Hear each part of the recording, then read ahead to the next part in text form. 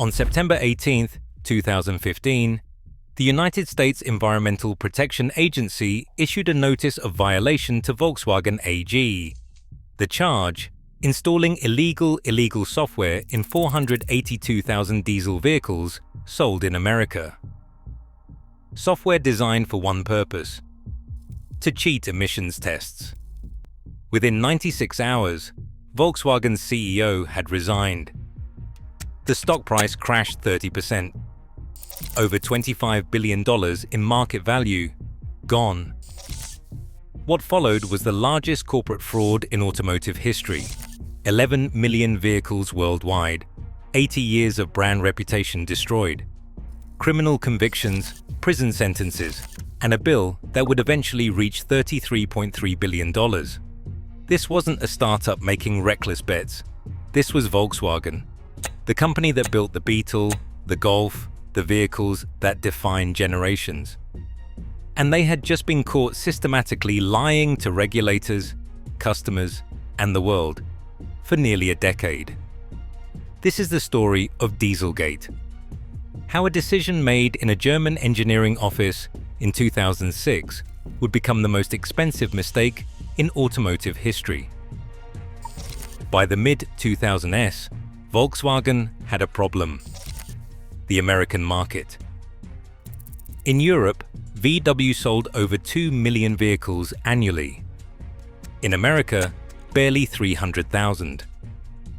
American car buyers wanted three things: power, fuel economy, and low emissions. Volkswagen's gasoline engines couldn't deliver all three, but their diesel engines could, at least on paper. The problem was cost. To meet strict US emission standards, diesel engines needed expensive emissions control systems. The best technology was selective catalytic reduction, or SCR. It used a liquid called urea to neutralize nitrogen oxide emissions. Mercedes-Benz had licensed the patents. If Volkswagen wanted to use it, they'd have to pay Mercedes for every vehicle. That was unacceptable. So, in 2006, Volkswagen engineers chose a cheaper technology called Lean NOx trap. The problem? It couldn't consistently meet US emissions standards during real-world driving. So Volkswagen's engineers made what a decision. If the engine couldn't pass emissions tests legitimately, they would make it pass illegitimately. They would program the engine to detect when it was being tested. The software monitored specific inputs: steering wheel position, vehicle speed, engine operation duration, barometric pressure. When all those inputs matched the EPA's standard test protocol, the ECU would recognize it. Test mode activated.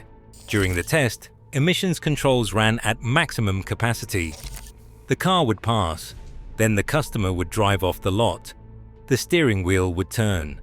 The speed would vary. Normal mode activated. The emissions controls throttled back. NOx emissions would spike to 40 times the legal limit. The driver would never know. No warning light, no dashboard indicator, nothing. Volkswagen called this an acoustic function. Internally, engineers knew exactly what it was: a defeat device, illegal under the Clean Air Act since 1973. And by 2009, it was installed in every 2.0-litre TDI diesel engine Volkswagen sold in America. In 2013, the International Council on Clean Transportation hired West Virginia University to test diesel cars under real-world conditions. The researchers selected three vehicles: a BMW X5, a Volkswagen Jetta, and a Volkswagen Passat.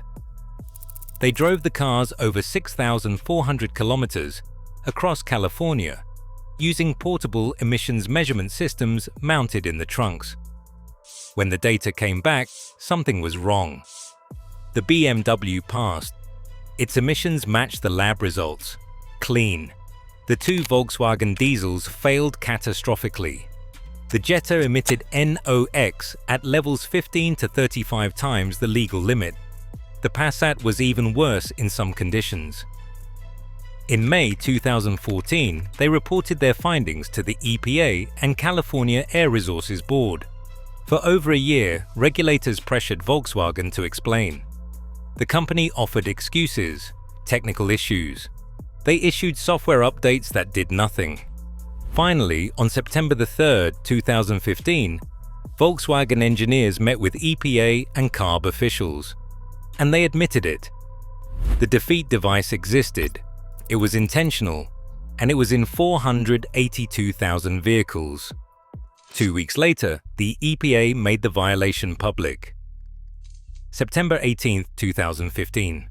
The EPA's notice of violation went public. Volkswagen's stock was trading at $160 when markets closed Friday. By Monday morning, the stock was in freefall. Within 1 week, Volkswagen's stock had crashed 30% from $160 to $110. Over $25 billion in market value erased. On September 22, 2015, Volkswagen held a press conference. The defeat device wasn't limited to the United States. It was in 11 million diesel vehicles worldwide, 5 million Volkswagens, 2.1 million Audis, 1.2 million Skodas, 700,000 seats, 1.8 million commercial vehicles. The next day, CEO Martin Winterkorn resigned. He issued a statement denying personal knowledge of the fraud. I am shocked by the events of the past few days. Above all, I am stunned that misconduct on such a scale was possible in the Volkswagen Group. Investigators would spend years answering, was that true, or was it a lie to protect him from prosecution?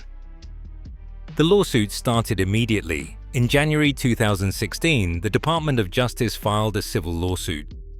For 482,000 vehicles, maximum penalties could reach $18 billion. Volkswagen couldn't fight this in court. Discovery would expose everything. So they negotiated. In June 2016, they reached a settlement. The number, up to $14.7 billion. Volkswagen would buy back or repair nearly every affected diesel. Customers could choose. Sell the car back at the original purchase price, plus compensation. Or keep it and get it fixed, plus compensation. 86% of customers chose to sell. They didn't want the cars anymore. On top of buybacks, Volkswagen paid $2.7 billion into an environmental fund and committed $2 billion to building EV charging infrastructure across America. But the settlements weren't finished. In January 2017, Volkswagen faced criminal charges. The Department of Justice indicted the company on conspiracy to defraud the United States, wire fraud, and violations of the Clean Air Act. Volkswagen AG pled guilty. The criminal penalty, $2.8 billion, the largest criminal fine ever imposed on an automaker. When you add the criminal fines, civil penalties, buyback costs, environmental funds, global settlements, and legal fees, the total reached $33.3 billion by 2020. For context, that's more than the GDP of 50 countries. Prosecutors wanted more than money. They wanted people in prison. Martin Winterkorn was indicted in the United States in May 2018 on conspiracy and wire fraud charges. But he never stood trial. Germany doesn't extradite its citizens. Winterkorn stayed beyond the reach of US prosecutors. Other executives weren't as lucky. Oliver Schmidt ran Volkswagen's Environmental Compliance Office in the United States. In January 2017, he flew to Florida for vacation. The moment he stepped off the plane at Miami International Airport, FBI agents arrested him. Prosecutors had emails showing Schmidt personally participated in misleading regulators about the defeat device. He pled guilty. In December 2017, a federal judge sentenced Oliver Schmidt to 7 years in federal prison and a $400,000 fine. After serving roughly 3.5 years, he was released and deported to Germany. 8 other Volkswagen executives were indicted in the United States. Most stayed in Germany. None faced US justice. But in May 2025, justice arrived in Germany. A court in Braunschweig convicted 4 former Volkswagen managers of fraud.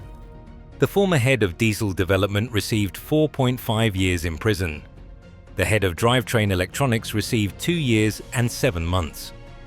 10 years after the scandal broke, executives were still being held accountable. But Martin Winterkorn, the CEO who supposedly knew nothing about fraud happening under his watch, has never spent a day in jail. The financial cost was $33.3 billion. The reputational cost was incalculable. For 80 years, Volkswagen built its brand on German engineering, reliability, precision, quality. Dieselgate destroyed that in a week. Consumer trust surveys showed Volkswagen's reputation scores dropped 57%. Used Volkswagen values collapsed, even non-diesel models, because buyers didn't want to be associated with the brand. The damage extended beyond Volkswagen. The entire diesel market imploded. In Europe, diesel vehicles accounted for 50% of new car sales before Dieselgate. By 2020, that figure had dropped to 27%. Regulators discovered defeat devices in Fiat Chrysler, Mercedes-Benz, Opel, and Renault. Dieselgate killed the credibility of an entire technology. Governments responded by banning diesel vehicles from city centers: London, Paris, Hamburg. The technology Volkswagen bet billions on was now considered environmental poison. Volkswagen made 3 catastrophic decisions. First, they chose cost savings over compliance. The SCR system Mercedes used cost roughly $300 to $400 more per vehicle. For 11 million vehicles, that's $3.3 billion to $4.4 billion. Volkswagen's Dieselgate bill was $33.3 billion. They saved $4 billion and lost $33 billion. Second, they built a culture where engineers were afraid to tell leadership the truth. Engineers knew the system couldn't meet emission standards without the defeat device, but management punished failure. Executives demanded diesel growth in America.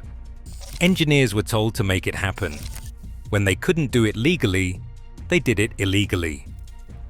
Third, Volkswagen underestimated regulators and researchers. They assumed lab tests were the only tests that mattered. They never imagined university researchers driving around California with portable equipment would expose them. As of 2025, Volkswagen has survived. They didn't collapse. They still sell nearly 9 million vehicles annually worldwide. But they're different. After Dieselgate, Volkswagen announced it would abandon diesel and invest $100 billion in electric vehicles through 2030. They pivoted to electric not because they suddenly believed in it, but because their diesel reputation was unsalvageable. The executives who designed the fraud mostly escaped accountability. Winterkorn lives in Germany, his case suspended indefinitely. Oliver Schmidt served his time and went home. The 11 million customers who bought those cars received compensation, but they'll never get back the years they spent believing they were driving environmentally friendly vehicles. They were driving poison, and Volkswagen knew it the entire time. Dieselgate reveals a truth that every corporation eventually learns. Fraud has a simple equation. The money you save has to exceed the penalty you pay if caught. Volkswagen saved $4 billion. They paid $33 billion. The equation failed, but the bigger lesson isn't about math, it's about culture. When leadership demands the impossible and refuses to accept reality, employees find ways to fake reality. Martin Winterkorn ran Volkswagen for 8 years. He was famous for measuring panel gaps with rulers and screaming at engineers over millimeters of imperfection. But somehow, he never noticed that 11 million vehicles were systematically violating emissions laws. Either he knew and lied, or he built a culture where nobody dared tell him the truth. Both options are damning. Volkswagen's $33.3 billion mistake wasn't installing the defeat device. It was building a company where installing the defeat device felt like the only option. They installed illegal software in 482,000 American vehicles. But the problem was much simpler than code. It was trust. And once you lose it, no amount of money can buy it back.